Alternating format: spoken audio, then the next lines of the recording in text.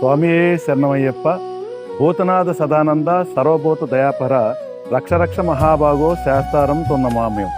పంచభూతాలని తన ఆధీనంలో పెట్టుకున్నటువంటి అయ్యప్ప స్వామి ఈ కలియుగంలో భక్తులందరినీ కాపాడడం కోసం శబరిమల క్షేత్రంలో చిన్ముద్ద దారియే వెలిసినటువంటి అయ్యప్ప స్వామి మండల దీక్షలో స్వాములందరూ కూడా నిష్ఠా భక్తితో శ్రద్ధతో చేస్తూ స్వామిని దర్శించుకుని తమ పాపాలను పోగొట్టుకుంటూ ఉంటారు.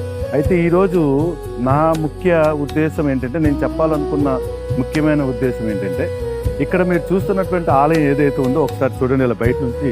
ఇది అయ్యప్ప స్వామి వారి సేవాపీఠం. ఈ అయ్యప్ప స్వామి వారి సేవాపీఠానికి ఒక చరిత్ర ఉంది. ఈ చరిత్ర మీకు తెలియజేస్తూ ఈరోజు ఇక్కడ జరిగే ఒక కార్యక్రమం కూడా ఉంది. ఇక్కడ అంబలం పూజ జరుగుతుంది. దీన్ని మహా అంబలం అని మేము కూడా పిలుస్తున్నాం. ఎక్కువ మంది స్వాములతో దీన్ని ఇంచుమించుగా ఒక 600 నుంచి 800 మంది స్వాములతో దీన్ని ఏర్పాటు చేశారు. ఈ రెండు విశేషాలు మీకు తెలియజేయడం కోసం ఈరోజు నేను ప్రయత్నం చేస్తాను. నాతో పాటు రండి. ఈ మధ్య భాగంగా దీన్ని చాలామంది ప్రముఖులతో ఈ పీఠాన్ని పునఃప్రారంభించడం జరిగింది.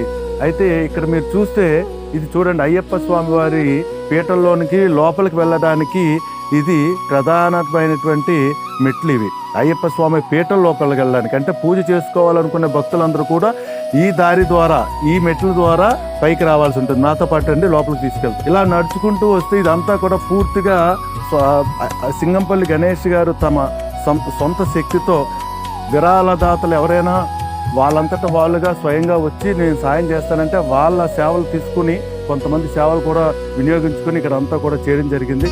సింగంపల్లి గణేష్ గారు ఏర్పాటు చేసినటువంటి పీఠం ఇది.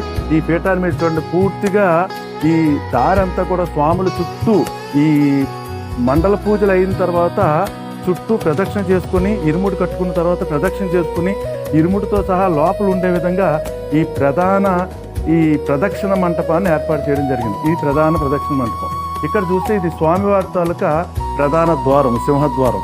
ఈ సింహద్వారంలోంచి మీకు స్వామివారు కనిపిస్తూ ఉంటారు. నేను మరలా మిమ్మల్ని లోపలికి తీసుకెళ్తాను. ఈ సింహద్వారం నుంచి లోపలికి వెళ్తే దీనికి మన కుడి చేతి పక్క ఉత్తర ద్వార ప్రవేశం కూడా ఉంటుంది. మీకు ఉత్తర ద్వారాన్ని కూడా చూపిస్తాను. ఇది ఉత్తర ద్వార ప్రవేశం.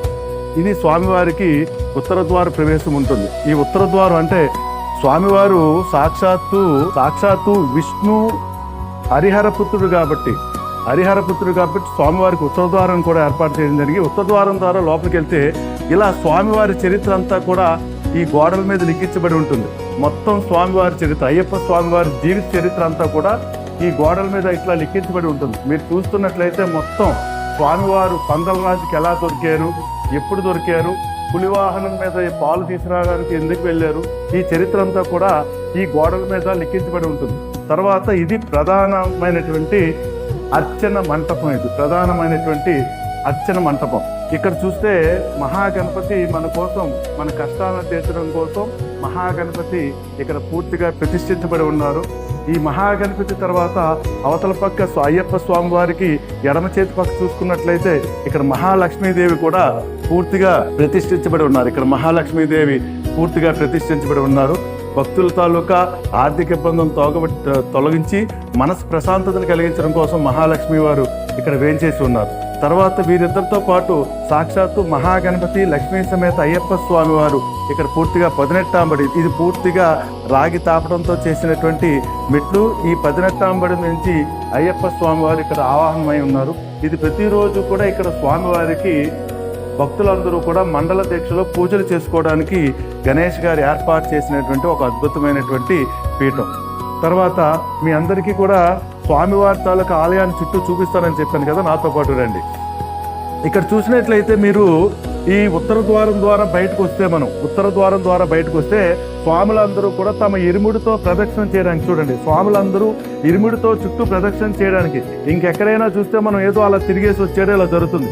ఇది పూర్తిగా స్వాములందరూ ఇరుముడితో ఇక్కడ ప్రదక్షిణం చేసిన తర్వాత పూర్తిగా ఇరుముడులన్నీ కూడా ఎక్కడైనా పెట్టుకునేటువంటి అంత పరిశుభ్రమైనటువంటి ఏర్పాట్లు చేశారు. ఇదంతా కూడా ఇది నేను స్వామి ప్రాంగణం చుట్టూ, ఆలయం చుట్టూ తిరుగుతూ ఉన్నాను, అయ్యప్ప స్వామి వారి పీఠం చుట్టూ. ఇది పూర్తిగా ప్రదక్షిణం చేయడం కోసం తయారు చేసినటువంటి ప్రదక్షిణ స్థలం ఇది చూసినట్లయితే. ఈరోజు ఇంకో గొప్ప విశేషం ఏంటంటే ఈరోజు ఇక్కడ 600 మంది నుంచి 800 మందితో మీరు చూస్తూ ఉంటే ఇప్పుడు మా వాళ్ళు తయారు చేస్తున్నారు, ఇక్కడ పీఠాన్ని తయారు చేస్తున్నారు. ఈరోజు సాయంకాలం పూజ ఉంది. ఇప్పుడు ఈ రోజు ఇక్కడ అంబలం పూజ జరుగుతుంది. సాయంకాలం అంబలం పూజలో మరలా విశేషాలన్నీ కూడా నేను మీకు తెలియజేస్తాను. ఇక్కడ గొప్ప విషయం ఏంటంటే ఈ పీఠం ప్రారంభానికి రథులు, మహారథులు, అతిరథ మహారథులు అందరూ కూడా రావడం జరిగింది. వాళ్ళందరి చేతుల మీదుగా ఈ పీఠం ప్రారంభోత్సవం జరిగింది. మాకు ఒకే ఒక కోరిక ఉంది, ఈ పీఠం నిరంతరం కూడా భక్తులందరికీ సేవ చేయాలి. కష్టాల్లో ఉన్న భక్తులందరూ కూడా ఈ పీఠానికి వచ్చిన వెంటనే వాళ్ళ కష్టాలు పోవాలి. అంత శక్తిని అయ్యప్ప స్వామి మాకు ఇక్కడ ఉండేటువంటి భక్తజనులందరికీ ఇవ్వాలని కోరుకుంటూ స్వామియే శరణమయ్యప్ప. ఇందాక మీ అందరికీ అయ్యప్ప స్వామి తాలూకా పీఠం చరిత్ర చెప్తూ ఉన్నాను. ఆ పీఠం చరిత్ర చెప్తే ఇక్కడ ప్రతిరోజు నిత్యాన్నదానం జరుగుతుందని చెప్పాను కదా. ఆ నిత్యాన్నదానంలో భక్తులందరూ కూడా ఎలా సేవ చేస్తున్నారు, నిత్యాన్నదానం ఎలా జరుగుతుందో, దానికి ఏర్పాట్లు ఎలా జరుగుతుందో మీ అందరికీ చూపిస్తా, నాతో పాటు. ఇక్కడ ఇలా వస్తే వెనకాతల ఎంత చక్కగా ఆయన నిజంగా ఎంత బాగా ఆలోచించారో. ఈ వెనకాతల నిత్యాన్నదానం కోసం పూర్తి ఏర్పాటు చేశారు. నిత్యాన్నదానానికి ఇక్కడ నిరంతరం స్వాములందరికీ భోజనాలు ఏర్పాటు చేయడం జరుగుతూ ఉంటుంది. దీనిలో ఇక్కడ ఉండేటువంటి స్వాములందరూ ఇప్పుడు ఎవరైతే స్వామి చేస్తున్నారో వాళ్ళందరూ కూడా స్వామి మీద ఉన్న అచంచలమైన భక్తితో, విశ్వాసంతో స్వామివారికి సేవ చేస్తున్నారు. ఇది నిత్యాన్నదానానికి నిరంతరం కూడా ఇక్కడ వంటలు జరుగుతుంటాయి. ఈ ప్రాంగణం అంతా కూడా ఆహార పదార్థాలు తయారు చేసేటువంటి ప్రాంగణం. ఇలా